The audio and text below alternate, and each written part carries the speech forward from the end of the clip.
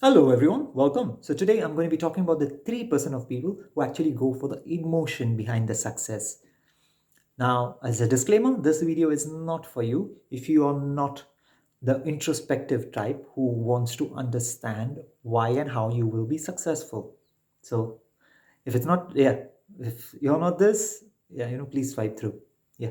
Now over to the ones who are in it, who want to know what does it mean to be successful and how do you go about it, being completely in control of your own destiny in a way that you do not blame it on fate, in a way that you do not accredit it for luck, and in a way that fulfills you on a level deeper than what success can ever do. So here is the way in which we're going to break this down. We're going to do it in 4 steps. Okay. So, step number 1, let's investigate what is success.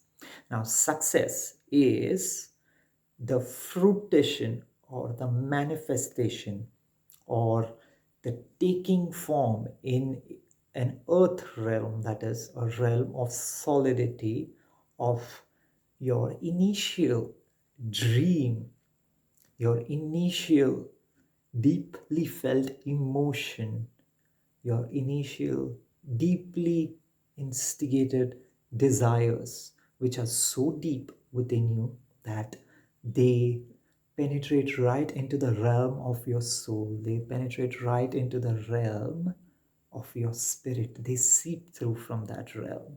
So, these are the inherent, deeply felt desires which actually propel a human being towards any cause which is worth putting effort into. So now, when something that deep takes manifestation, takes solidity, and takes actual concrete form in the physical world, it is called as success in the right way.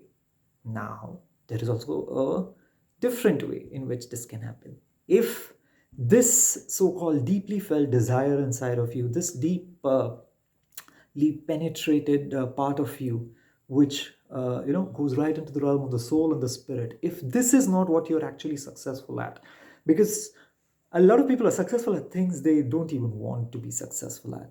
You know what I mean? Like, it just so-called happened to you, and a lot of people realize that that's not what they even want, or that then they complain that success isn't everything, or it's not exactly as good as what it was sold to me. The only reason is you just went after the wrong thing, you didn't go after the right thing. Now, what happens when you're successful? That is step number 2. We're going to go into that. What happens when you're successful? When you're successful, this deeply hidden desire of yours, this deep inherent life force of yours takes manifestation. And when it takes manifestation, what you actually feel is that the the spirit part of you, or the soul part of you, or the very the mojo inside of you, the living force inside of you, that which makes you wake up every day in the morning because it wants to go towards something. That very life force inside of you is not inside of you anymore. It is outside of you in the form of whatever you've been successful at. Like, you've created your own, business empire, or you have created when I'm sorry, I'm just getting something.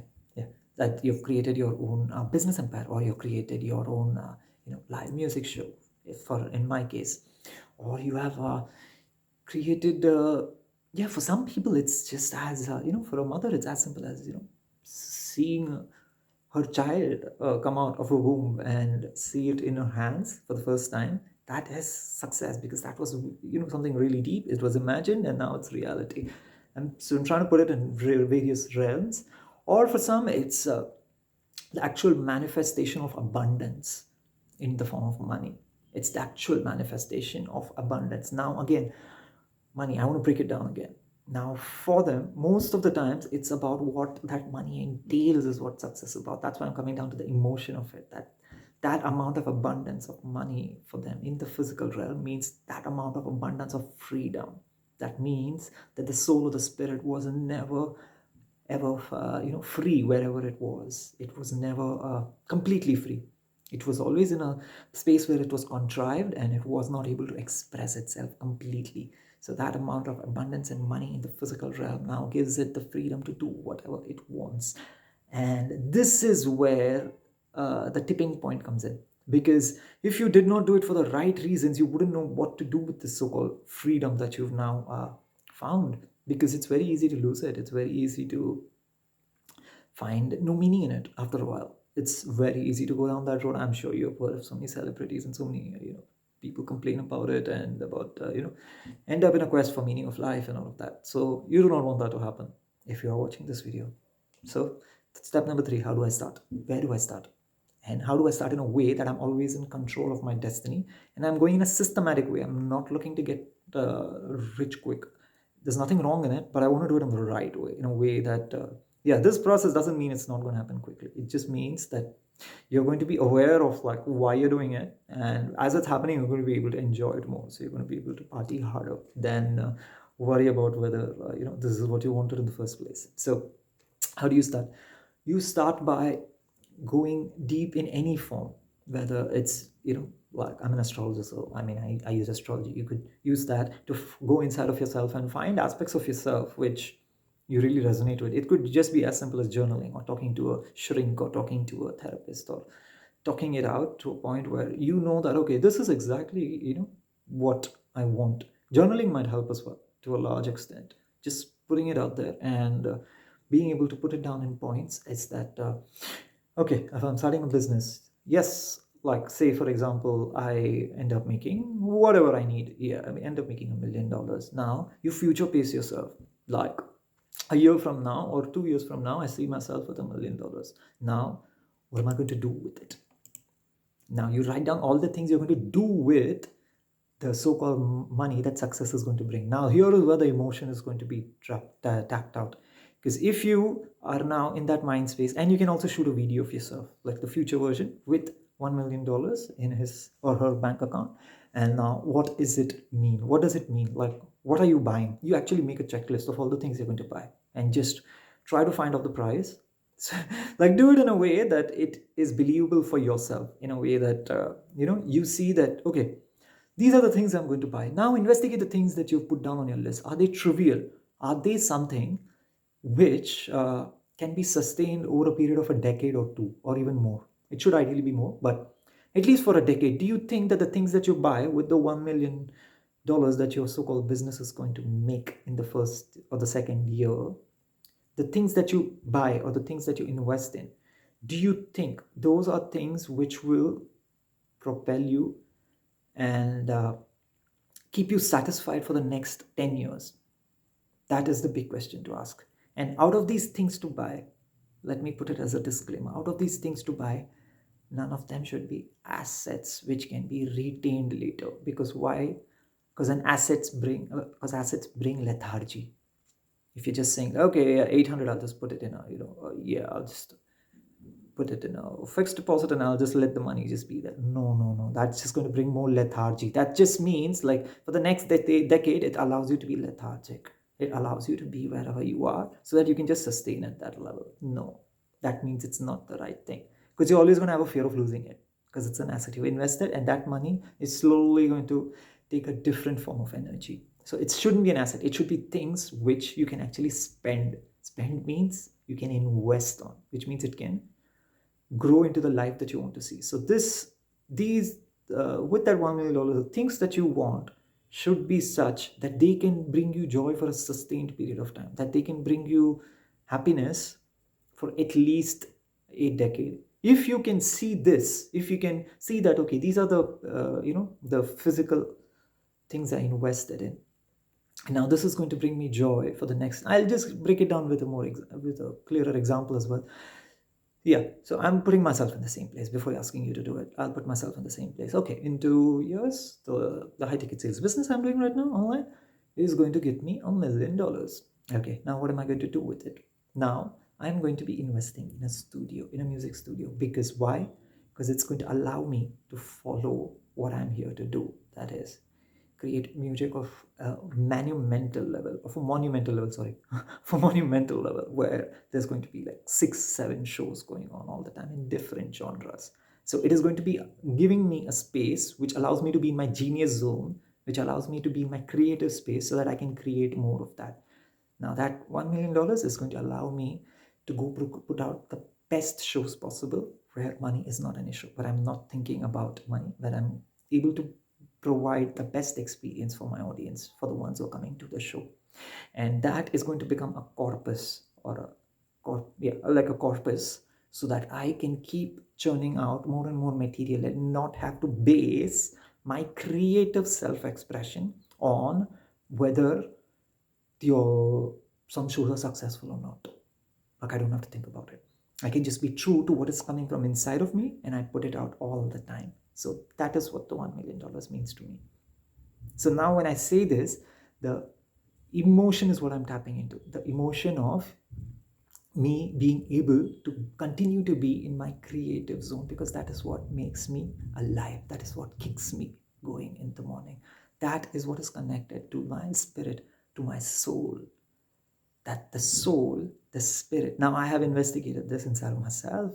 I mean, as an astrologer myself, I do quite a bit of this.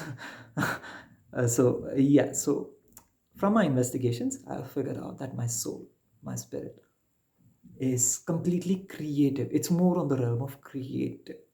It's highly fire oriented, it's highly creativity oriented. So it wants to create. So it basically, for me, freedom means to continue to be able to create for sustained periods of time, like a decade, 2 decades more. Because I can create, I don't know how many albums I can create in that time.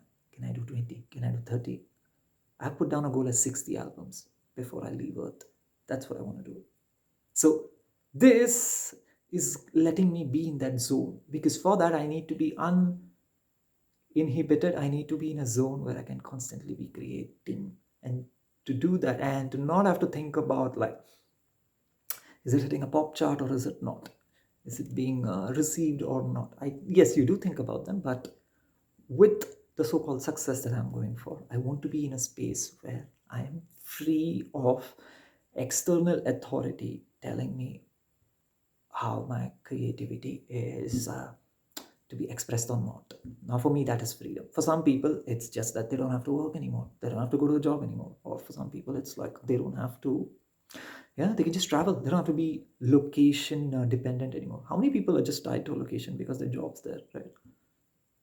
So many people would like to work from an island. Some people would like to, just hop on a plane and go wherever they want and work from wherever they want on their laptops or their phones. And so this is what you need to see, is that what is the emotion that success is like. Once you're successful, that is the $1 million as an example. Future pace yourself a year, 2 years from now, your whatever you're doing, your business is going to get you that. The things that you're going to invest in, not fixed assets, because they bring lethargy. The things you're going to invest in, which is going to be used by other people. That is, when I invest in the show, it's going to be seen by other people and it's going to be consumed, and the money is over once you invest. So that means you're thinking about regenerating, right? So you're not going to be lethargic, basically. That's what I mean. So what does that emotion mean to me when my creativity is eaten by all the people who come to the show? Because I see it like eating, I see it like consuming. Like me, I'm expressing the deepest part of myself through my music, because that's the amount of meditation I do on it.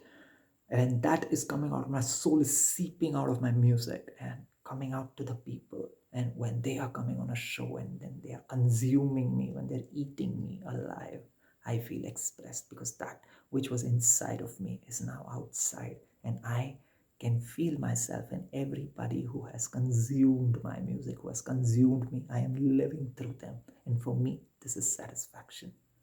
And for me, this is what that $1 million will bring. And I want you to do the same for yourself.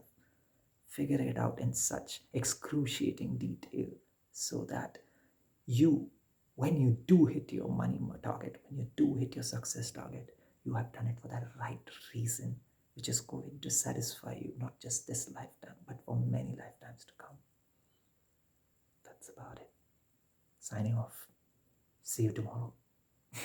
Sorry.